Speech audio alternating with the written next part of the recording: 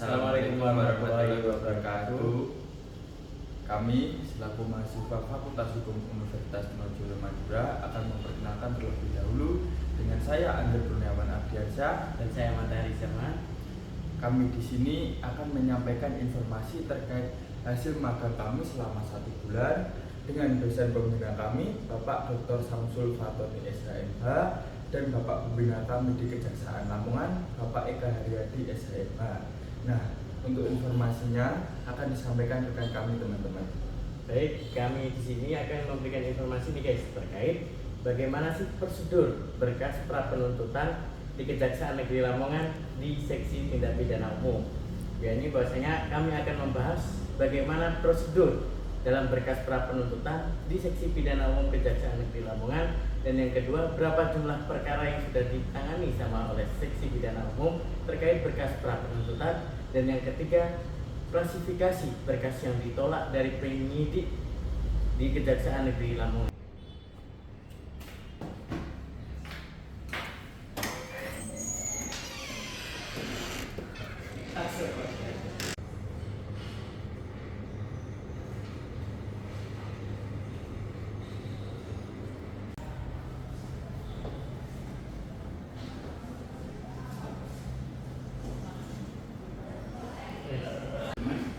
Seperti apa yang kami sampaikan tadi, bahwasanya kami akan memberikan satu informasi yang sangat akurat terkait mekanisme atau prosedur berkas pra penuntutan di seksi tindak pidana umum yang akan dijawab oleh salah satu jaksa di seksi tindak pidana umum.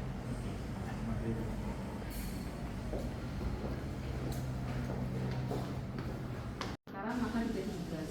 Nah, dari 30 hari dari P17 tidak kunjung dikirim berkas perkaranya, maka ini kita kirim SOP form 2. Kalau 30 hari dari SOP form 2, maka SOP form 3. Ini dikembalikan SPDP. Oke, selesailah di sini.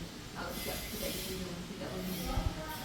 Tapi kalau dia dikirim tahap 1, kita punya waktu 14 hari untuk menentukan sikap. 14 hari, 7 hari itu harus kita menentukan sikap. Kita mau P21 atau kita mau P18 ke 19. Oke? Nah, kita bahas dulu yang berkas perkara tidak lengkap. Kalau dari tahap 1 ini berkas perkara syarat formil material tidak lengkap, maka kita keluarkan namanya P18 ke 19. P18 ke 19 penyidik kita kembalikan berkasnya, kan penyidik punya waktu 14 hari untuk memenuhi. Kalau dari P19 ini tidak benar dipenuhi, maka kita keluarkan yang namanya P20. Nah, kalau dari P20 ini kemudian tidak kunjung dipenuhi, maka kita tanyakan lagi dan kita kembalikan SPDP. Oke. Nah, gimana kalau kemudian berkas itu dinyatakan lengkap? Jadi kan kalau tahap 1 itu kemungkinannya ada 2, P18 19 tidak lengkap, P21 itu lengkap. Ya. Kalau dari dinyatakan P21 lengkap, kemungkinannya ada 2 lagi.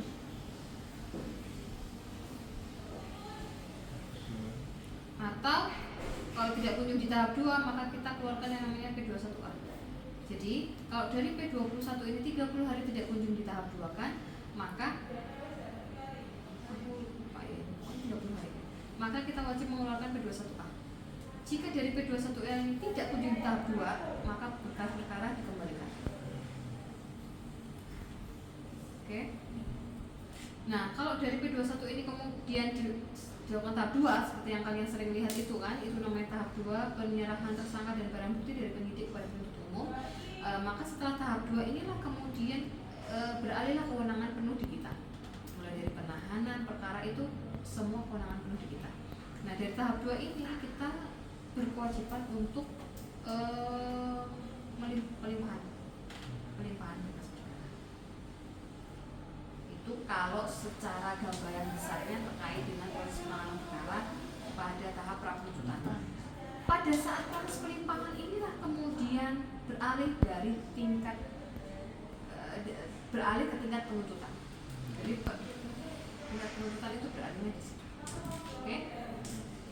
Terus kalau terkait dengan penahanan kan kita juga di tahap 2 inilah kemudian kita berkewenangan untuk menahan. Berapa lama waktunya Bu penahanannya? 20 plus 30. Kalau dari 20 hari itu kemudian dirasa belum siap untuk dilimpahkan, maka kita bisa mengeluarkan T6 namanya perpanjangan penahanan itu 30 hari. 30 hari itu kita mintakan perpanjangannya ke PN. Gitu ya, itu namanya istilahnya T6. Tapi biasanya terhadap perkara-perkara yang sifatnya penyidikannya mudah, maka biasanya 20 hari sebelum 20 hari itu kita limpahkan perkaranya ke persidangan. Gitu ya. Kalau kita limpahkan, kita tinggal nunggu penetapan. Ketika penetapan itu keluar, penetapan dari si pelimpahan itu kemudian beralihlah kewenangan menahan juga ke PN. Gitu ya. Jadi ketika kita melimpahkan, yang keluar itu dua penetapannya, penetapan hari sidang dan penetapan penahanan terhadap terdakwa. Gitu ya. Itu kalau proses penanganan perkara secara, kamu kan menanyakan tahap peraturnya saja toh? Oke, itu. Kalau selanjutnya terkait dengan jumlah perkara pada tahap 1, jadi gini. Di bidang pidum itu kan ada 3 bagian. Ya. Ada OHARDA, ada Kamtibun PPUM, ada narkotika. Oke, ini kodenya.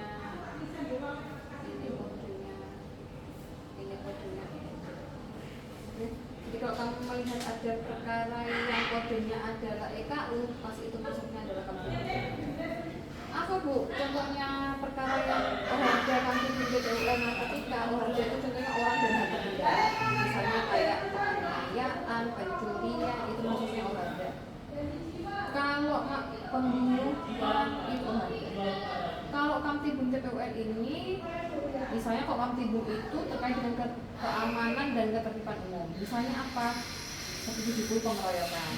Itu masuknya ke Kamtibun. PPUM apa? Misalnya kalau perkara-perkara yang di luar, yang pakai undang-undang di luar KUHP dan undang-undang narkotika, itu maksudnya PPUM. Apa contohnya Bu? Contohnya kalau kamu sering melihat ada undang-undang ITE, undang-undang kesehatan, undang-undang pornografi, undang-undang darurat, itu masuknya semua ke EKU ya. Kalau narkotika khusus undang-undang narkotika.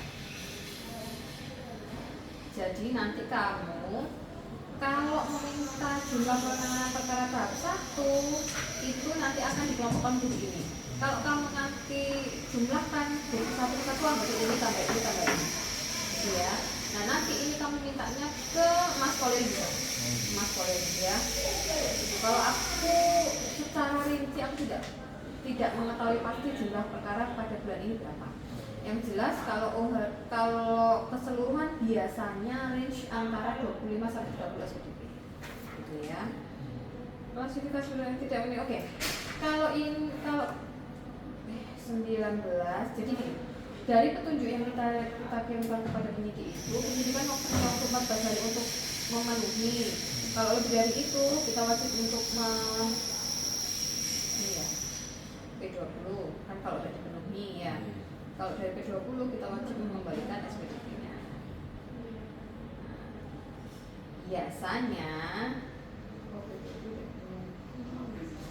Biasanya perkara-perkara seperti ini yang penyidik tidak bisa memenuhi baik itu unsur formil material yang diberikan petunjuk oleh jaksa.